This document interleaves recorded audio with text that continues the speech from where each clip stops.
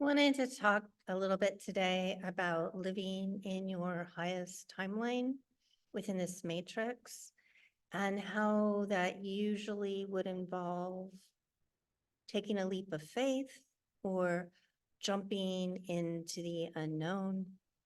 We all have a story. I'll just tell you a snippet of mine, because I know that when you hear for a lot of us, oh, just tap into source, your higher self, bring it through your heart, and all is good. That may seem a little bit out of reach.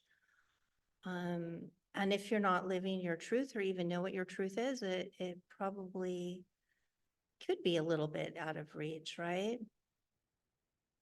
So tapping into our heart and knowing our truth in ourself a lot of times goes back, perhaps always, to what our truth was as a child, right? Are we following our innate gifts? Are we living our dreams and our truth? Are we doing something that society has told us that we need to do, or our parents, um, that perhaps isn't even our truth of who we truly are?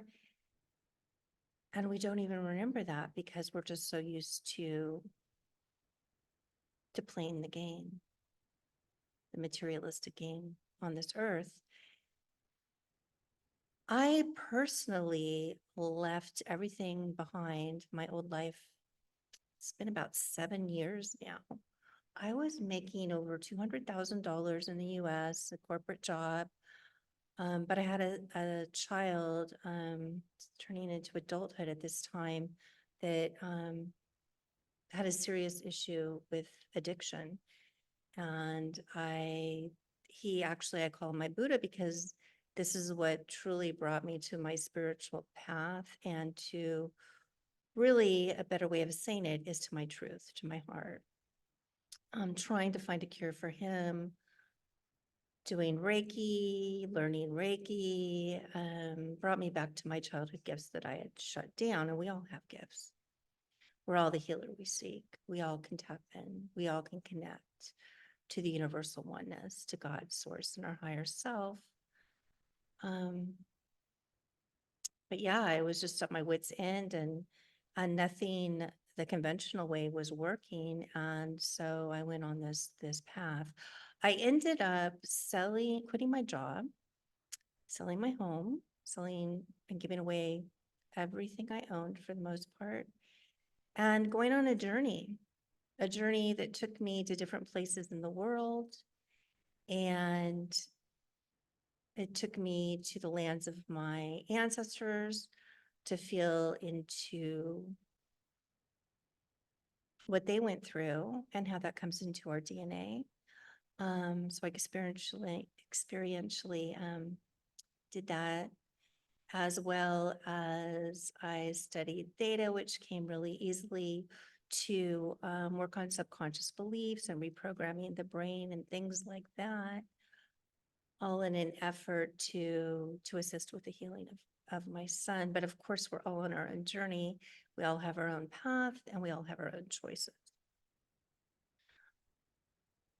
So through that experience, things did not work out the way that I had planned, because I was planning on going back after a year, and with my son walking across the United States, so that he could earth and ground and connect. And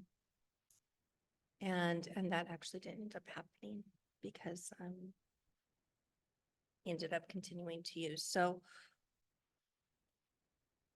the reason I'm telling you this is I do understand that we can get caught in the wheel of life and just kind of go through the motions, or we can take a jump. And I was propelled to take a jump because, of course, I love my son and I wanted to do anything to help and to find this cure that's not out there. And I actually did find a lot of things on this path that can help with that. But yeah, so I did have a push, but we don't always need to have a push.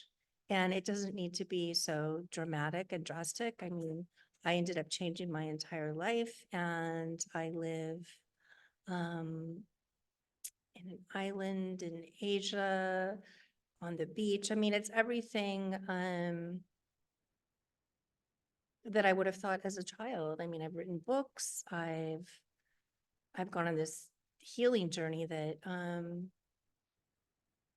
I tapped into as a child as well. And so I do get it, and I do understand that sometimes it's difficult to tap into things, and it's also difficult to take a jump. But once you take a jump, then you can take another jump and another jump and another jump. And I've taken many jumps, and I've talked to many people who have taken jumps, um and those jumps bring us back to our joy, bring us back to our heart, bring us back to connection to source and God, so that no matter what happens around us, we still can connect.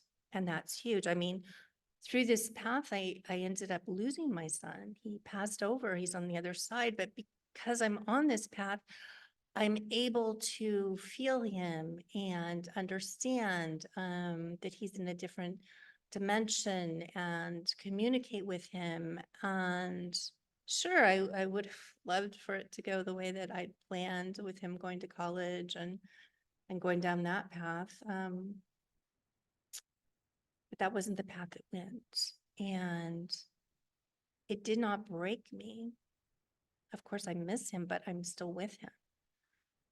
So that might seem like a little bit of an extreme example, but it's just wanted to also give credence to the fact that when you are able to connect and you open, it's just remembrance. It's just remembrance.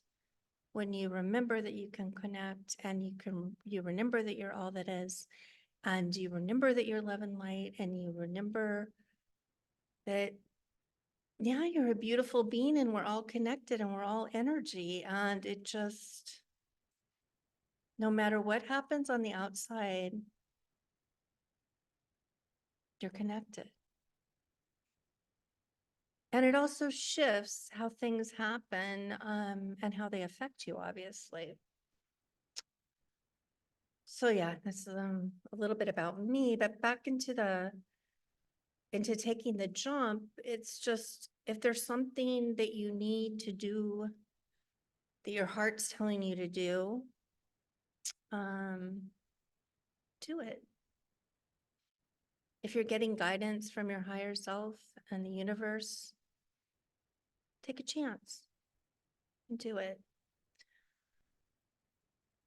Yeah, and that's really how we raise our vibration and are living in a higher vibrational world where things kind of magically happen. And even if they don't happen the way that we would have planned or wished,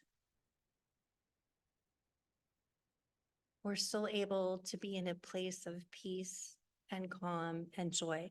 And I'm not saying there's no such thing as sadness, or that, for example, with my son, of course I still get sad. Of course I still cry sometimes and miss him. And then he's like, Mom, I'm here.